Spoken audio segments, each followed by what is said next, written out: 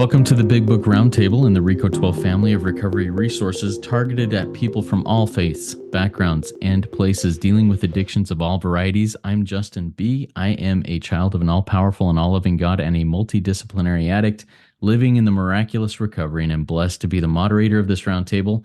And I'm joined today by David G. and Nikki M. And the three of us are striving to live in the miracle of recovery one day at a time. I'm grateful to have them here. Real quick, the Big Book Roundtable is a RICO 12 recovery resource, along with our weekly speaker meetings that we do, along with Noodle It Out with Nikki M. And we are working on other things that are coming along, and we're really excited about those. So before we get rolling into today's continuation in chapter 2, there is a solution. Let's have David G. introduce himself and then go to Nikki and have her introduce herself. David. Justin, thank you so much for your service. Nikki, good to see you as always. I'm David G. I'm an alcoholic, recovered alcoholic and lust and sex addict. I'm very grateful to be here today. Thank you. Thanks, David. Nikki? Hi, everybody. I'm Nikki M., and I'm a grateful member. And today is 12 years in these rooms that I entered 12 years ago. And I'm just grateful because I'm sitting across from the table from just amazing, amazing children of God. And it's just a bright spot in my day whenever I can get to this table. Thank you so much. Thank you, Nikki. Happy birthday in the rooms. We're happy to have you here and grateful to be around this round table with you. And I'm grateful to be around the round table with David. This is really good. Today, we will be, like I mentioned earlier, jumping back into chapter 2. There is a solution, starting at the top of page 18 and going through many take up their beds and walk again at the top of page 19. So I'm going to read these and then we'll get into some discussion on them, everybody sharing a little bit of their perspective. An illness of this sort, and we have come to believe it an illness, involves those about us in a way no other human sickness can. If a person has cancer, all are sorry for him and no one is angry or hurt. But not so with the alcoholic illness, for with it there goes annihilation of all things worthwhile in life. It engulfs all whose lives touch the sufferers. It brings misunderstanding, fierce resentment, financial insecurity, disgusted friends and employers, warped lives of blameless children, sad wives and parents. Anyone can increase the list. We hope this volume will inform and comfort those who are or who may be affected. There are many. Highly competent psychiatrists who have dealt with us have found it sometimes impossible to persuade an alcoholic to discuss his situation without reserve. Strangely enough, wives, parents, and intimate friends usually find us even more unapproachable than do the psychiatrist and the doctor. But the ex-problem drinker who has found this solution, who is properly armed with facts about himself, can generally win the entire confidence of another alcoholic in a few hours. Until such an understanding is reached, little or nothing can be accomplished.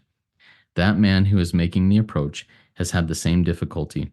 Let me restart that one. That the man who is making the approach has had the same difficulty, that he obviously knows what he is talking about, that his whole deportment shouts at the new prospect that he is a man with a real answer, that he has no attitude of holier than thou, nothing whatever except the sincere desire to be helpful, that there are no fees to pay, no axes to grind, no people to please, no lectures to be endured. These are the conditions we have found most effective. After such an approach, many take up their beds and walk again. All right, so we've got a couple of, a page and a little bit here that we're going to be talking about. David, I'd like you to jump in here and tell us a little bit about your understanding of this, your experience, strength, and hope, and give us some insights. Yeah, thank you, Justin. Whenever I look at the top of the page, right where you started, it said an illness of the sort. And for so long, I've heard it's a disease, it's this, it's that. I don't really battle with that too much anymore. I used to, the book said it doesn't say any of this, but I have to remember it's an illness and it's something that I'm afflicted with. And this is a beautiful example of untreated alcoholism in this first paragraph. Now, this happened to me not only while I was out there, this happened to me while I was in here.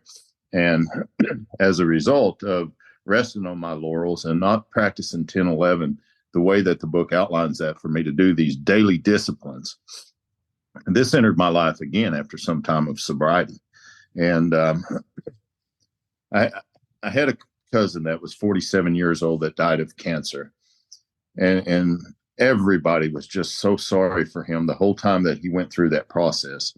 But I can tell you, whenever sexaholism and all of those things, I was discovered in 2019 for the behavior I'd been practicing for years and years. No one felt that way for me, kind of like the book says here. No one was angry or hurt by his behavior with his illness, but that wasn't the case for me. And so I like what you read. It said, there goes annihilation of all things worthwhile in life. My family, my career, my friends. I mean, everything that was worthwhile to me in my life, my inward, the spirit. I mean, all of these things, there was just annihilation of all that stuff, it seemed. And the word engulf is just kind of like I picture a fire just engulfing all whose lives that was touched. And there were so many people in the fellowship. There were so many people in my family. I mean, it went widespread. It really did. Misunderstanding. I have my guys put a question mark behind every one of these and ask themselves this question. Is this something you're suffering from today in any way? No matter where you're at in the fellowship, if you're doing good, if you're not doing good, ask yourself these questions. It brings misunderstanding. Do you feel misunderstood? Do you feel like nobody understands where you're at, what's going on in your life? What about fierce resentment? Are people resentful at me because of the way that I'm behaving? What about financial insecurity? Even if I'm making pretty good money, which I was at the time, what secrets with financial gains am I keeping? You know, what's insecure about that for me? Disgusted friends, the way that I would talk to people, employers, you know, the way that I would cheat, worst lives of blameless children, the women that I slept with, the blameless children that was a part of that, the sad wives, you know, parents, anyone can increase the list. And for me, this was even sober with no chemical in my body. So that begins to tell me that there's something wrong with me other than alcohol and drugs, which, you know, I go to so many meetings and I hear that all the time. That's all we talk about is alcohol and drugs. What about the behavior? What about the behavior when that's gone? And this gives a good identification of that. So we hope the volume, not the fellowship, but the volume will inform and comfort those who are or who may be affected. There are many. And it goes on to talk about, you know, people that find us unapproachable, you know. But anyway, what really jumps at me here, and I'm asked this question a lot in the fellowship, David, how do you sponsor? I mean, you sponsor so many people. How do you become a sponsor in our fellowship? Well, that third paragraph tells us exactly how to be a sponsor. It says the ex-problem drinker, there's a promise, who has found this solution, not just any solution, but this solution, who is properly armed with the facts about himself. And if he's armed with the facts about himself, that he's not going to be able to tell me the facts about myself. These are the things that I can share in common with him. But these are some of the things that jump at me whenever I read this paragraph. Can generally win the entire confidence of another alcoholic in a few hours until such an understanding is reached, little or nothing can be accomplished. So I remember the man who 12-stepped me in the beginning. This is how he won my confidence. He sat down. He didn't tell me what I needed to do to stop drinking and drugging and doing the things I was doing. He didn't tell me I better do this or else. And that's what I'd heard all my life. What he did was he sat down and he told me what had happened to him. That made all the difference in the world. He began to talk to me about a spiritual experience versus just not drinking. And I tell you, being armed with the facts about himself, it wasn't too long until I was able to come to an understanding between he and I that he was going to be the man. But how to find a sponsor is found in that bottom paragraph. It says the man who is making the approach. And I went to so many meetings and I would hear, if that person wants me to sponsor them, they're going to have to talk to me. That's just the way it is. I mean, you need to be willing to come to me. That's not what that says right there. the man that is making the approach. That's talking about me approaching the new man. Has had the same difficulty that he obviously knows what he's talking about. I don't want to hear his stories, his war stories. I want to hear what he has done to achieve a spiritual experience through this work. His whole behavior shouts at the new prospect, he's a man with the real answer. And these are some of the qualifications of that. No attitude of holier than thou, nothing whatever, except a sincere desire to be helpful, no fees to pay, access to grind, people to please, and lectures to be endured. I love this. These are the conditions we have found most effective. After that kind of approach, many take up their beds and walk again. And that is one of the greatest promises in the book. I've seen that happen in my life. I've seen that happen in a lot of other people's life. This is how we do it. We make the approach. We lay out this simple kit of spiritual tools, outline the Big Book of Alcoholics Anonymous. This is the work we do. Here it is. And if you want it, come get it. And if not, then best of luck. So that's my experience with this part of the book. Thank you, Justin. Thank you, David, for walking through that. I love the details that you shared. I love some of the things that you mentioned, and I'll ask you some questions about those here in a few minutes. But Nikki, why don't you tell us a little bit about what your insights are as we read through that page? Well, I just love you guys. And David, thank you so much. I could just listen to you all day. I mean, this is the language I speak. I speak Big Book. That is a language. The top of my page says gift. Like, this is all a gift. This illness is a gift because it says, where else can you find this help? I can't find this help anywhere else. This is all a gift. And I thought it was a curse. And, human sickness, the Big Book, we've talked about this many times. It just keeps repeating itself. I just taught a ninth step before we came on here. And I said, if someone has cancer, we don't go and scream at them. But if they're drunk, we'll go and scream at them. And then here it is. If a person has cancer, we feel sorry for him. And so my line out where it talks about human illnesses, the people who wrong me are spiritually sick. And that includes me. And so, my, again, annihilation is to destroy all things, because that's what I do when I'm in my disease. And as I love what David mentioned, it's like sober. I mean, our friend Justin has never had a drink, and he is annihilating many things in his path when he's in the addiction. And I love that, because you can do the stone cold sober. And David, as you said, a question mark, I've never heard it presented like that. And I could answer, no, I don't have any of these things. So that must mean I'm very spiritually fit. And where it says you can increase the list, it's like, I'm broken, I'm busted, and I'm damn disgusted with myself. And usually others, when they're like that, I can't stand other people and I can't stand myself. And I always go to this, where David took us about how we make the approach, because I'm in a room for many years. Year 4, I was going to die. And because I was in a room where they said, raise your hand if you need a sponsor. See, here in the book, twice, I think once here it says here, we make the approach. It does not say raise your hand.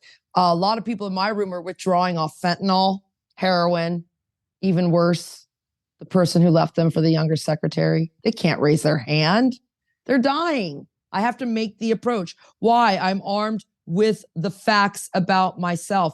And I can win the entire confidence of an entire room real quick in 2 minutes, because I speak Big Book. See, why am I going in there and telling everyone my issues? If you want a sponsee and you're wondering, I had someone today call me, I can't get a sponsee, and he's dying, he's in relapse. And, are you making the approach? Are you sharing Big Book speak? Or are you just going in there going, hi, I'm an alcoholic? Or are you saying, hi, I'm an intelligent agent spearhead. I'm armed with the facts about myself, and I can take you through these steps. We really, because it says, as God's people, we stand tall. I want to touch on this, though, real quick, this last paragraph. This is not just how you sponsor everybody. This is how you live life. See, my deportment shouts. What does that mean? I walk the talk. I don't just come in here and talk the talk. I have to walk the talk. Because I do have an answer, and no holier than thou. That is how I live life, not just how I sponsor. I'm not a saint. I'm not a preacher, although I can get real preachy. I'm not a crusader or a mission maker. It says nothing That's not just for sponsoring. That's how you live life. You are to want nothing except a sincere desire to be helpful. There are no fees to pay. I've seen this a lot. You can't mix the spiritual with the material. And that, in my opinion, this is my experience, strength, and hope. That's why religion didn't work for me. They want money. This is so free. This is free. Give freely what was given to me. You cannot mix the spiritual with the material. And I'm not here, no axis or grind. I'm not going to get into a windy argument or a debate, a frothy debate with you, because we beg of you, we urge you, but I'm not going to get into a frothy debate. Let me know how that works out for you. You can keep your defects. Let me know, because it didn't work for me. And then I love that no people to please. People pleasing is dishonest. Like my son the other night, he got into it with me. I'm like, let me know how that works out for you. I'm in my hot tub, just relaxing. Let me know how your life works out for you, 19-year-old little man, because I'm 50 and I'm retired. And then I just get into this really, son.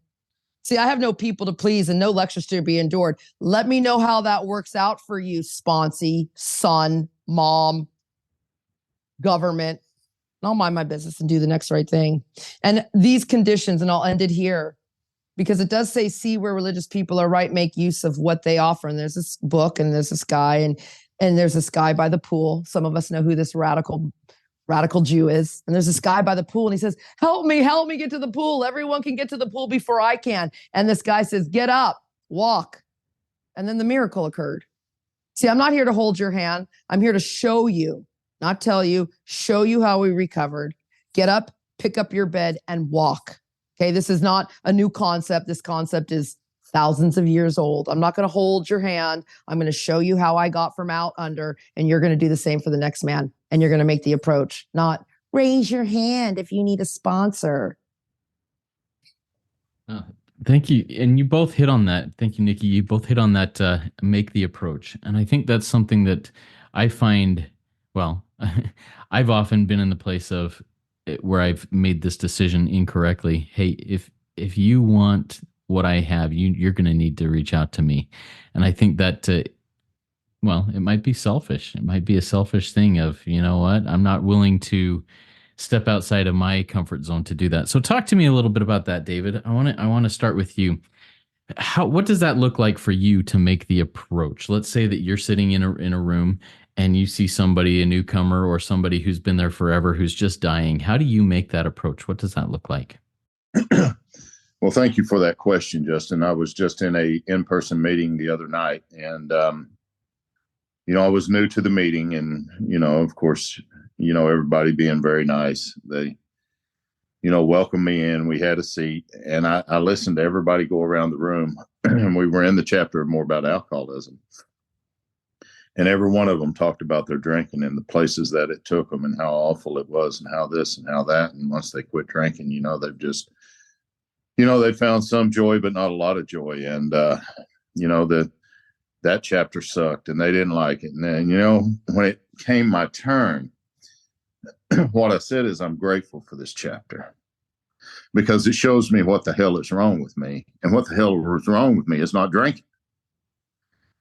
It's the shit that drives me to drink. It's the thought process. Our book says, what sort of thinking dominates an alcoholic who repeats time after time the desperate experiment of the first drink? It doesn't say what sort of alcohol dominates this man. No, it's the thought process that leads up to it. And so I start talking the language of the big book in my experience from that, combined with it. And all of a sudden you can see that ears start to perk up. People start watching what you're saying. I've made the approach there. Hell, I don't even have to walk up to them, shake their hand and hug their neck and say, hey, let me show you something here in the book. Share my experience, strength, and hope from the heart like I do. And the next thing you know, by God, I don't have to make the approach after that meeting's over. They're coming to me, and they did. And they were like, where the hell are you from? Can I get your number? And so, a good friend of mine that had started this podcast with us in the beginning was a professional designer, and she made me all kinds of these cards and stuff. And I'm able to pass those out wherever I go. And it has my YouTube channel and Spotify and all of this. And all of a sudden, the next day, all these people are joining this YouTube channel just by making the approach to go into that meeting and sit down and listen to what they had to say and respect it. I respect it, but I damn sure don't agree with it. And the deal is, if drinking is your problem, just don't drink and you shouldn't have any more problem. If lust and acting out, eating, whatever it is your problem, just don't do it. There should be no problem. But if you find when you stop doing that the problem shows up in the mind and it's pissed off and it's mad and it's everybody's fault, especially yours, then you found the problem. Now we can begin to work. And so if alcohol is the problem, I'm never going to recover because alcohol is never going away, ever. It'll always be here. And so for me, making the approach is a lot more than me just physically shaking your hand, hugging your neck. I mean, that's important. Don't get me wrong. I'm not saying that. But for me, the approach is telling the truth straight out of my experience with the Big Book of Alcoholics Anonymous. Thanks, Justin. Yeah, thank you for opening my eyes to that. I think that's how I have naturally made the approach. I'd just never seen it that way. I just thought, hey, I'm sharing my experience, strength, and hope. And I have had people come up to me, hey, Justin, I want what you have. So I guess that changes my perspective a little bit and makes me feel a little less I'm holier than thou type thing. Because I mean, that's what we're reading about here. Nikki, one of the things I want to ask you about is compassion for the addict. In this, we talked about, hey, we wouldn't treat a cancer patient like that. But we sure treat an alcoholic, an addict, that way with contempt, with judgment, with whatever. And I don't know if we need to. In fact, this is where I stand currently. I don't think normies are going to change in that contempt. But how do you, in the rooms of recovery, Nikki, show compassion and treat an addict as you would a sick friend who has cancer? How do you go about that process and not saying that person's just a mess, I'm going to shun them? Talk to me through that process. That's a great question. And it really comes down to this key words or a little phrase here. I'm properly armed with the facts about myself. And so if I'm properly armed with the facts about myself, I'm properly armed with the facts about you. See, my book tells me that any life run on self-will can hardly be a success. So I know when I look at people, if their life is run on self-will, it's not a success. And then I'm armed with the facts about this illness, disease, potato, as David was saying earlier. I don't really care what it is. But if this is happening to me, then it's happening to you, because I'm also armed with the facts that God is deep down inside every man, woman, and child, everybody. So I am you, you are me. So as I get deeper on this journey, did I feel this way at the beginning? No. I was like, loser, go die. And, but now because you said a key word, compassion. Because when I come in here, love and tolerance is not my code. It's the opposite. It's intolerance and hate. That's my code. Because remember, what's driving me is my 100 forms of fear, my 100 forms of self-pity, and my 100 forms of self-delusion and self-seeking. So I have to, again, this takes time. My compassion, if you're here and you're listening and you're like, I'm only 1 month sober. Well, you just hear my friends are like, we're here a while, all over a decade, and not perfectly. David's here 3 decades and not perfectly, as we just heard. So stay, because my compassion, I grow in effectiveness and understanding. That's how I get compassionate. How do I get compassionate? And here's the big one. I sponsor. And I sponsor here because this is what we're doing a lot at the roundtable too. We're dispelling a lot of things we hear in the room. So it's like, raise your hand if you need a sponsor. Well, we make the approach we just talked about, right? And it's like, the other thing is like, men stick with men, women stick with women. Well, that's not what my book says. So I get compassionate, especially for men, because remember, I come in here hating them. Look what they do to me. Look what you've done to me, David and Justin. How do you I get all weird. And then so it's like, no, I have compassion, because guess what? I've sponsored some man and I see that he's lost the power of choice in his sex addiction, in his, not just alcoholism, in his gambling, in his sloth. So that's how I get the compassion, because I'm sitting across the table. During COVID, I was sitting across in Zoom, sometimes not even with a camera on, just, this is deep. So how do I get compassion? I don't leave the rooms. I get armed with the facts about myself. I believe the black ink on the white pages of my blue book that says, this is an illness. And then I get filled with understanding and compassion. Because I've smashed the idea that I'm like anybody on the planet, Justin. This is my way of life, commencing with you guys. Thank you, Nikki. David and Nikki, this is good stuff. My eyes have been open to a few things, but I want to just ask each of you to do a 1-minute wrap up, maybe a takeaway from this that you can apply into your own life from our conversation from this page today. David, what's a 1-minute wrap up or takeaway for you? Well, I think, you don't have to have cancer to be sick here. You just don't. And, I love Nikki's shares. But the biggest thing for me is that we get to take up our bed and walk again here. Again. We walked once, we laid down for a while. Self beat the hell out of us, but a power greater than self was able to enter into our heart and live in a way which is indeed miraculous. And we've damn sure taken up our bed and walked again. And that's my takeaway, is we get to walk again. No matter who you are, no matter how far down the scale you've gone, this will serve you if you do the work. There is a condition. There's damn sure a condition, and it's to do the work. So thank you, Justin. Glad to be here with you guys. Happy birthday, Nikki. Love you guys. Thank you, David. Nikki, how about a 1-minute wrap up and takeaway for you? Well, I just love you guys so much. I love this life. I didn't know that this would be the life beyond my wildest dreams. So what my takeaway is these conditions. And then you guys might be listening, go, what conditions, Nikki? The condition of not lecturing anymore. The conditioning of not people pleasing, standing in my truth. The condition of no access to grind. Hey, if you think that way, that's cool. No fees to pay. You buy your coffee, I'll buy mine. Fully self-supporting.